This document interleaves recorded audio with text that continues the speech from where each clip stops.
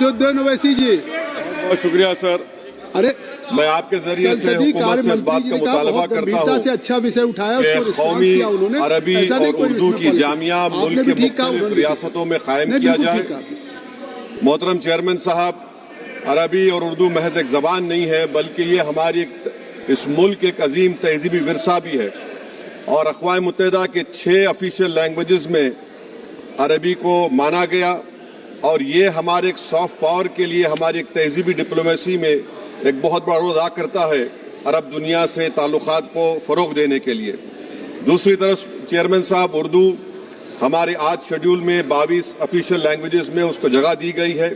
یہ زبان اس ملک میں پیدا ہوئی ہے. اس زبان نے انگریزوں کی آزادی کے خلاف انقلاب زندہ باد کا نعرہ دیا، بلکہ پریم چند کی کتاب سوز وطن کو انگریزوں نے اس پر پابندی لگائی تھی، محض اس لیے کہ اس میں ملک کی حب الوطنی کا ذکر کیا گیا.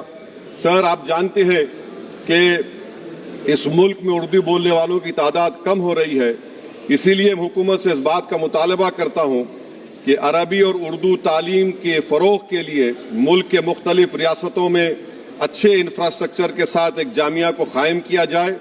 اور حکومت کو یہ سمجھنا چاہیے، جاننا بھی چاہیے کہ میرے شہر حیدرآباد میں 1918 میں دائرۃ المعارف نے عربی کو، بھگوت گیتا کو سنسکرت میں عربی میں ترجمہ کیا تھا، اور البرونی نے 11ویں صدی میں اس وقت چند حصے مہابھارت کے عربی میں ترجمہ کیے تھے. تو یہ بہت ضروری ہے تاکہ تعلیمی لسانی اس کو ہم فروغ دے سکیں.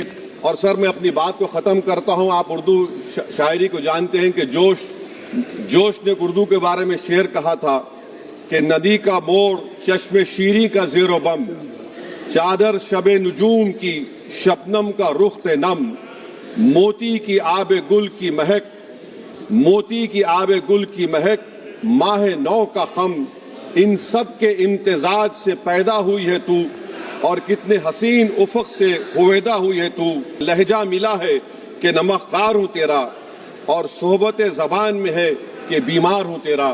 میں امید کرتا ہوں کہ حکومت اس بات پر غور کرے گی، اور حیدرآباد میں جو مولانا آزاد اردو یونیورسٹی ہے اس کو بھی ترقی کرے گی، اس کا موثر کرے گی. بہت شکریہ.